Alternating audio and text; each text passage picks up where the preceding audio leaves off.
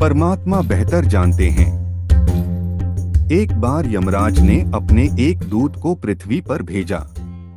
एक स्त्री मर गई थी, उसकी आत्मा को लाना था। देवदूत आया, लेकिन चिंता में पड़ गया, क्योंकि उसने देखा कि उस स्त्री की 3 छोटी छोटी जुड़वा लड़कियां उस मृत स्त्री से लगी हुई चीख रही है, पुकार रही है। एक रोते रोते सो गई है, उसके आंसू उसकी आंखों के पास सूख गए हैं। 3 छोटी जुड़वा बच्चियां और स्त्री मर गई है और कोई देखने वाला नहीं है। पति पहले मर चुका है, परिवार में और कोई भी नहीं है। इन 3 छोटी बच्चियों का क्या होगा? उस देवदूत को यह ख्याल आ गया और वह खाली हाथ वापस लौट गया। उसने जाकर यमराज को कहा कि प्रभु मुझे क्षमा करें, मैं उस आत्मा को न ला सका, लेकिन आपको स्थिति का पता ही नहीं है। उस स्त्री की 3 जुड़वा बच्चियां हैं, छोटी छोटी, दूध पीती। एक अभी भी मृत मां से लगी है, एक रोते रोते सो गई है, तीसरी अभी चीख पुकार रही है। मेरा हृदय भर आया और मैं ला न सका। क्या यह नहीं हो सकता कि इस स्त्री को कुछ दिन और जीवन के दे दिए जाएं? कम से कम लड़कियां थोड़ी बड़ी हो जाएं, क्योंकि उन्हें और कोई देखने वाला नहीं है। यमराज बोले,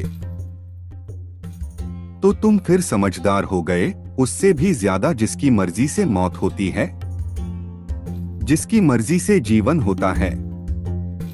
तुमने पहला पाप कर दिया और इसकी तुम्हें सजा मिलेगी। सजा यह है कि तुम्हें पृथ्वी पर जाना पड़ेगा, और जब तक तुम 3 बार अपनी मूर्खता पर हंस न लोगे, तब तक वापस नहीं आ सकोगे। देवदूत को यह सजा बहुत बड़ी नहीं लगी। वह समझ गए कि ये सजा उन्हें सबक देने की एक विधि है, क्योंकि दूसरे की मूर्खता पर तो अहंकार हंसता है। जब तुम अपनी मूर्खता पर हंसते हो तब अहंकार टूटता है। देवदूत दंड भोगने को राजी हो गया, लेकिन फिर भी उसे लगा कि सही तो मैं ही हूँ, तो हंसने का मौका कैसे आएगा। उसे जमीन पर फेंक दिया गया। सर्दियों के दिन करीब आ रहे थे और एक जूता कारीगर अपने बच्चों के लिए कोट और कंबल खरीदने शहर जा रहा था, कुछ रुपए इकट्ठे करके। जब वह शहर जा रहा था तो उसने राह के किनारे एक नंगे आदमी को पड़े हुए ठिठुरते हुए देखा। यह नंगा आदमी वही देवदूत था जो पृथ्वी पर फेंक दिया गया था। उस कारीगर को दया आ गई और बजाय अपने बच्चों के लिए कपड़े खरीदने के, उसने इस आदमी के लिए कंबल और कपड़े खरीद लिए। इस आदमी के पास कुछ खाने पीने को भी न था, घर या छप्पर भी न था जहां रुक सके। तो कारीगर ने कहा कि अब तुम मेरे साथ ही आ जाओ, लेकिन अगर मेरी पत्नी नाराज हो, जो कि वह निश्चित होगी, क्योंकि बच्चों के लिए कपड़े खरीदने गया था, वह पैसे तो खर्च हो गए। वह अगर नाराज हो, चिल्लाए, तो तुम परेशान मत होना, थोड़े दिन में सब ठीक हो जाएगा। उस देवदूत को लेकर कारीगर घर लौटा। न तो कारीगर और न ही उसकी पत्नी को पता था कि यह व्यक्ति एक देवदूत है। जैसे ही देवदूत को लेकर कारीगर घर पहुंचा, पत्नी एकदम पागल हो गई। बहुत नाराज हुई, बहुत चीखी चिल्लाई और देवदूत पहली बार हंसा। कारीगर ने उससे कहा, हंसते क्यों हो, बात क्या है? उसने कहा, मैं जब तक 3 बार हंस न लूंगा तब तक न बता सकूंगा। देवदूत पहली बार हंसा क्योंकि उसने देखा कि इसकी पत्नी को पता ही नहीं है कि ये कारीगर एक देवदूत को घर में ले आया है, जिसके आते ही घर में हजारों खुशियां आ जाएंगी। लेकिन आदमी देख ही कितनी दूर तक सकता है। पत्नी तो इतना ही देख पा रही है कि एक कंबल और बच्चों के कपड़े नहीं बने। जो खो गया है वह देख पा रही है, जो मिला है उसका उसे अंदाज ही नहीं है। मुफ्त में घर में देवदूत आ गया है। क्योंकि वह देवदूत था, कुछ दिन में ही उसने जूता कारीगर का सब काम सीख लिया और उसके जूते इतने प्रसिद्ध हो गए कि कारीगर महीनों के भीतर धनी होने लगा। 3 से 4 महीने होते होते तो उसकी ख्याति सारे राज्य में पहुंच गई कि उस जैसा जूते बनाने वाला कोई भी नहीं, क्योंकि वह जूते देवदूत बनाता था। सम्राटों के जूते वहां बनने लगे। अपार धन बरसने लगा। एक दिन सम्राट का आदमी कुछ चमड़ा लेकर आया और बोला कि यह चमड़ा बहुत कीमती है, आसानी से मिलता नहीं, कोई भूल चूक नहीं करना। जूते ठीक इस तरह के बनाने हैं, और ध्यान रखना जूते बनाने हैं, चप्पल नहीं। क्योंकि इस देश में जब कोई आदमी मर जाता है तब उसको चप्पल पहनाकर मरघट तक ले जाते हैं। कारीगर ने भी देवदूत को कहा कि चप्पल मत बना देना, जूते बनाने हैं, स्पष्ट आज्ञा है। और चमड़ा इतना ही है, अगर गड़बड़ हो गई तो हम मुसीबत में फंसेंगे। लेकिन फिर भी देवदूत ने चप्पल ही बनाए। जब कारीगर ने देखे कि चप्पल बने हैं तो वह क्रोध से आग बबूला हो गया।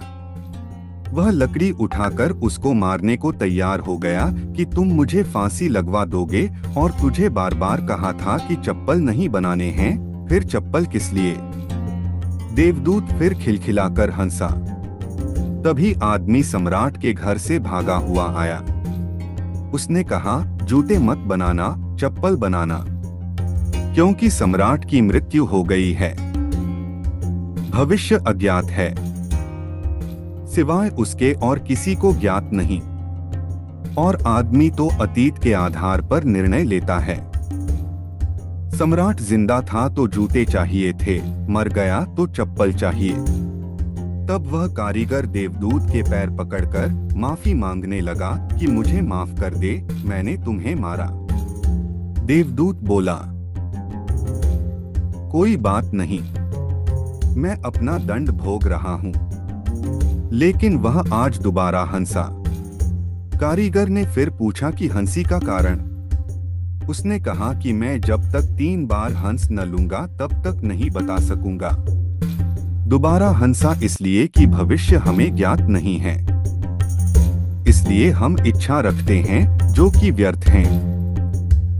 हम ऐसी इच्छा भी करते हैं जो कभी पूरी न होंगी।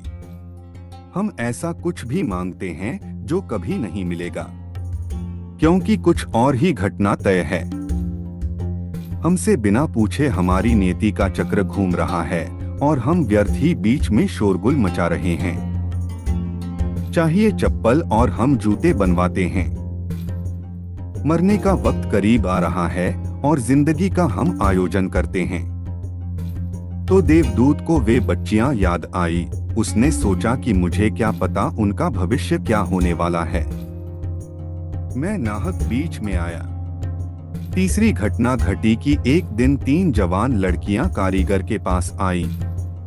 उन तीनों की शादी हो रही थी और उन तीनों ने बोला कि उनके लिए जूते बनाए जाएं। एक बूढ़ी महिला भी उनके साथ आई थी जो बड़ी धनी थी। देवदूत पहचान गया, ये वही 3 लड़कियां हैं जिनको वह मृत मां के पास छोड़ गया था और जिनकी वजह से वह दंड भोग रहा है। वे सब स्वस्थ हैं, सुंदर हैं। उसने पूछा कि यह बूढ़ी औरत कौन है? उस बूढ़ी औरत ने कहा कि ये मेरी गोद ली हुई लड़कियां हैं। इनकी मां एक गरीब और बीमार औरत थी। उसके शरीर में दूध भी न था, उसके पास पैसे लगते भी नहीं थे, और 3 बच्चे जुड़वा। वह इन्हीं को दूध पिलाते पिलाते मर गई। लेकिन मुझे दया आ गई, मेरे कोई बच्चे नहीं हैं और मैंने इन तीनों बच्चियों को पाल लिया। देवदूत ने सोचा अगर माँ जिंदा रहती तो ये तीनों बच्चियां गरीबी, भूख, दीनता और दरिद्रता में बड़ी होती। माँ मर गई इसलिए ये बच्चियां तीनों बहुत बड़े धन वैभव में, संपदा में पली। और अब उस बूढ़ी की सारी संपदा की ये ही 3 मालिक हैं और इनका संपन्न परिवार में विवाह भी हो रहा है। देवदूत तीसरी बार हंसा और कारीगर को उसने कहा कि ये 3 कारण हैं। भूल मेरी थी, नीति बड़ी है, हम जो देख पाते हैं उससे हम कोई अंदाज नहीं लगा सकते कि आगे क्या होने वाला है। मैं अपनी मूर्खता पर 3 बार हंस लिया हूँ। अब मेरा दंड पूरा हो गया और अब मैं जाता हूँ। हम सब भी उसी देवदूत की तरह सोचते हैं और दुखी रहते हैं कि परमात्मा ऐसा क्यों नहीं करते, या ऐसा क्यों हुआ, ऐसे क्यों नहीं हुआ। पर परमात्मा को ज्यादा पता होता है कि आगे क्या होगा और उसे कैसे ठीक करना है। ठीक उसी प्रकार जैसे एक बस के ड्राइवर के अचानक मोड़ काटने या ब्रेक लगाने पर हम उसको भला बुरा बोल देते हैं, पर ये हमें बाद में दिखाई देता है कि ऐसा करके उसने हमें कितने बड़े संकट से बचा लिया है। इसलिए परमात्मा पर पूर्ण विश्वास करके छोड़ दो उस पर। वह जो करवा रहा है, जो उसने अब तक करवाया है, उसके लिए धन्यवाद। जो अभी करवा रहा है उसके लिए धन्यवाद। जो वह कल करवाएगा उसके लिए धन्यवाद। अच्छा लगे बुरा लगे, लोग भला कहें बुरा कहें, लोगों को दिखाई पड़े दुर्भाग्य या सौभाग्य, यह सब चिंता तुम मत करना। परमात्मा आपको सुखी रखें। आपका दिन शुभ हो।